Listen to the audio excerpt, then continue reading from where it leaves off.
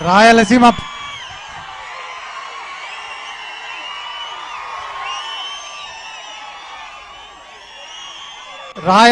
Lift irrigation కు వ్యతిరేకంగా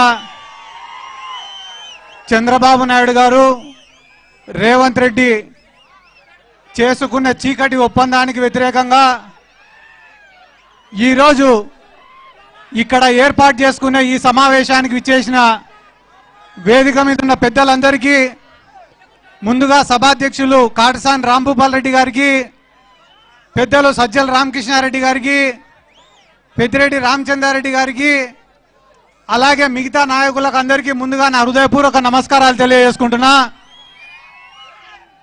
ఒక్కరోజు పిలుపు ఇచ్చినా, ఒక్కరోజు ముందే పిలిపించినా కూడా ఇన్ని వేల సంఖ్యలో ఇక్కడ పాల్గొనడానికి విచ్చేసినటువంటి ప్రతి ఒక్కరికి కూడా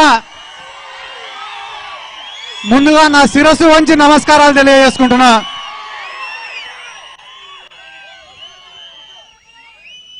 ముఖ్యంగా రాయలసీమ లిఫ్ట్ ఇరిగేషన్ అంటే మా జిల్లాలో ఉండే తెలుగుదేశం పార్టీ నాయకులు, రాయలసీమ ఉద్యమకారులు అని చెప్పుకునే చాలా మంది కూడా గడిచిన 2 రోజుల నుంచి ఈ రాయలసీమ లిఫ్ట్ ఇరిగేషన్ వేస్ట్ అని చెప్పడం మొదలుపెట్టినారు. మాకు చాలా బాధగా ఉంది. ఎందుకు బాధగా ఉందంటే, వైఎస్ రాజశేఖర రెడ్డి గారితో పాటు మా తాత బైరెడ్డి శేషసేనారెడ్డి గారు కూడా ఇదే పోతిరెడ్డిపాడు విస్తీర్ణం పెంచాలని చెప్పి, పెంచితే తప్ప రాయలసీమ బాగుపడదని చెప్పి ఆ రోజు పాదయాత్ర చేసినారు. ఆ రోజు కథలన్నీ మర్చిపోయినారు. ఈరోజు రాజకీయ స్వార్థం కోసం ఎవరైనా పోయి నీళ్ళు అడిగినారనుకో, అన్న మా నియోజకవర్గంలో ఏ రైతు కూడా నాయకుల దగ్గరికి పోయి నీళ్ళు అడగకూడదు, పొరపాటున ఎవరైనా నీళ్ళు అడిగినారనుకో టీఎంసీ అంటే ఏందో చెప్పంటారు, క్యూసెక్ అంటే ఏందో చెప్పు అంటారు, హై లెవెల్ కెనాల్ అంటే ఏందో చెప్పు అంటారు, లో లెవెల్ కెనాల్ అంటే ఏందో చెప్పు అంటారు, రైట్ బ్రాంచ్ కెనాల్ ఏందో చెప్పు అంటారు, లెఫ్ట్ బ్రాంచ్ కెనాల్ ఏదో చెప్పు అంటారు. అవన్నీ చదువుకునే మేము కూడా ఏఈలమో డిఈలమో ఇరిగేషన్ ఆఫీసులోనో పనిచేసింది. ఇవి అడిగేటోళ్లకు టీఎంసీ అంటే ఏమో తెలియదు మాకు, కానీ ఆయన ఏ పార్టీలో ఉంటాడో కూడా మాకు తెలియదు. 2 రోజులకు ఒకసారి మమ్మల్ని విమర్శించడం తప్ప ఏం తెలియదు. ఈ తెలుగుదేశం వాళ్ళు ఒక్క పని కూడా చేయరు. చంద్రబాబు నాయుడు గారికి తెలిసింది 2 పని చేయడం కాదు. ఒకటి శిలాఫలకం వేస్తాడు, పని ఎవరైనా చేస్తే వచ్చి మళ్ళా రిబ్బన్ కటింగ్ చేసి పోతాడు. మా నియోజకవర్గంలో అందరూ కూడా ఒక కథ చెప్పుకుంటా అంటారు. ఏం రా అంటే వేటగాడి కథ. ఒక వేటగాడు ఉన్నాడంట, భయంకరమైన భీకరమైన యుద్ధం చేసి అడవిలో పులిని చంపినాడంట. చంపిన తర్వాత పాపం వేటగాడికి కూడా బాగా దెబ్బలు తగిలినాయంట. ఆ దెబ్బలకు ఆ నొప్పులకు తట్టుకోలేక ఆడి నుంచి వెళ్ళిపోతే తర్వాత చంద్రబాబు నాయుడు లాంటి వాడు వచ్చినాడు. ఆడికి వచ్చి ఆ పులిగుండే గోర్లు పళ్ళు అన్ని ఎత్తుకొని పోయి నేనే చంపినది నేను నేడంతా. అట్ట ఏ ఒక్క పని కూడా ఈ రాష్ట్రంలో వాళ్ళు చేయరు. ఎందుకంటే ఇక్కడ గొప్పగా వాళ్ళు ఏం చెప్పుకుంటారంటే, ఇంకొకటి హెచ్ఎన్ఎస్ఎస్ పనుల గురించి చెప్పుకుంటారు. హెచ్ఎన్ఎస్ఎస్ పనులు ఎన్టీ రామారావు గారిది ఆలోచన అయితే, అడ్మినిస్ట్రేటివ్ శాంక్షన్ ఇచ్చింది వాళ్ళైతే, దానిలో పూర్తి చేసిందంతా కూడా వైఎస్ రాజశేఖర రెడ్డి గారు అప్పుడు ఉన్నటువంటి కాంగ్రెస్ ప్రభుత్వం. అంతే తప్ప చంద్రబాబు నాయుడుకు దానికి ఎటువంటి సంబంధం కూడా లేదు. అలాగనే ఈరోజు మీరు ఏమన్నా అడగండి, తప్పించుకునేటివే ఉంటాయి తప్ప సమాధానం చెప్పారు. లడ్డు గురించి అడిగినామంటే తప్పించుకుంటారు, మనోళ్ళపైన దాడులు చేస్తారు. మా ఊర్లో పాపం అందరిపై సార్ యూరియా కొరత ఉంది సార్ అంటే, రే వద్దురా మీకే మంచిది కాదు క్యాన్సర్ వస్తుంది అన్నారు. అంటే ఇంకా ఎవడు యూరియా గురించి అడగకూడదు.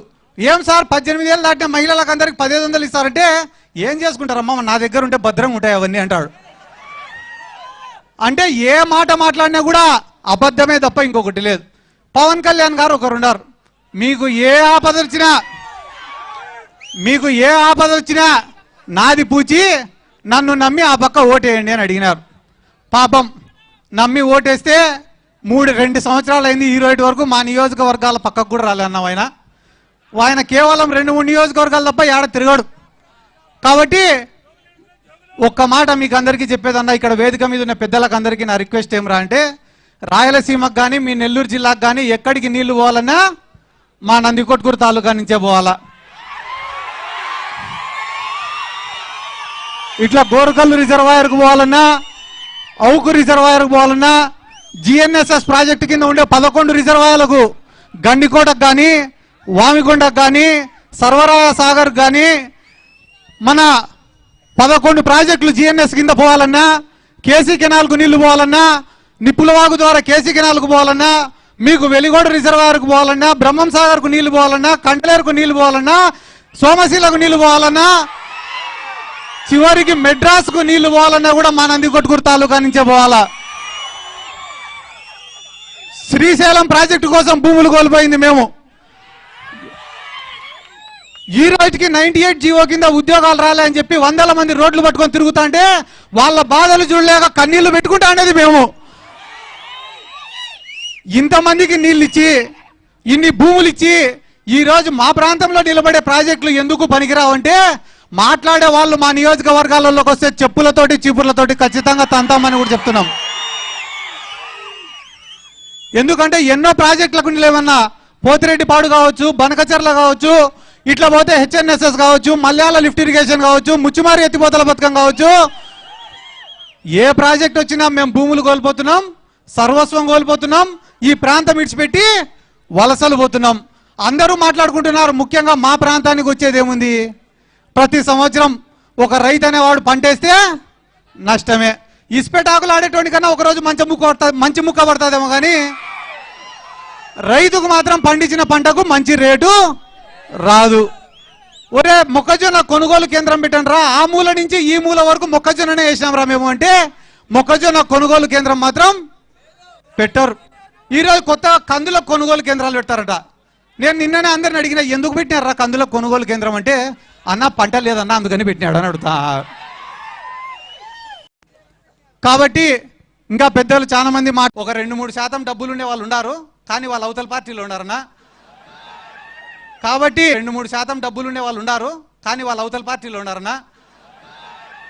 కాబట్టి వ్యవసాయం లాభసాటిగా జరగాల, లేదా ఏమైనా పరిశ్రమలన్నా రావాలా, లేదా వ్యవసాయానికి సంబంధించిన పరిశ్రమలన్నా రావాలా, లేదా ఒక అగ్రికల్చర్ యూనివర్సిటీ రావాలా. మీలాంటి పెద్దలు పోయి జగన్ సార్కు చెప్తేనే మా లాంటి వాళ్ళ కష్టాలు తీరుతాయన్నా. ఎందుకు నేను ఈ మాట మీకు చెప్తానా అంటే, ఇదే నియోజకవర్గంలో కేవలం 2 దగ్గరనే డబ్బులు ఉన్నాయన్నా. వాళ్ళిద్దరు కూడా అవతల పక్కనే ఉన్నారు. వాళ్ళకేం లే, నేను ఏడైనా కనిపిస్తే నా మీద విమర్శలు చేయడం తప్ప వేరేదేం చేత కాదు. కాబట్టి నా సిన్సియర్ రిక్వెస్ట్ అన్న, మీరే జగన్ సార్ దగ్గరికి తీసుకుపోవాలా. ఈ నందికొట్కూరు నియోజకవర్గం అంటే నిజంగానే చెప్తానన్నా, ఏవో 2-3 తప్పిదాల వల్ల ఓడిపోయినాం తప్ప వైఎస్ఆర్ కాంగ్రెస్ పార్టీకి కంచుకోటన్న మా నందికొట్కూరు నియోజకవర్గం.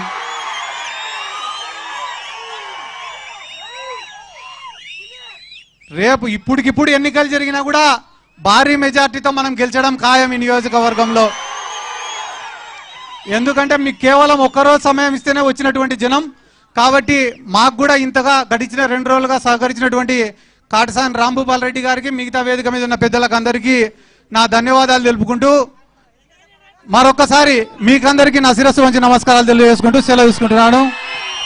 జై జగన్, జై జగన్, జై రాయలసీమ.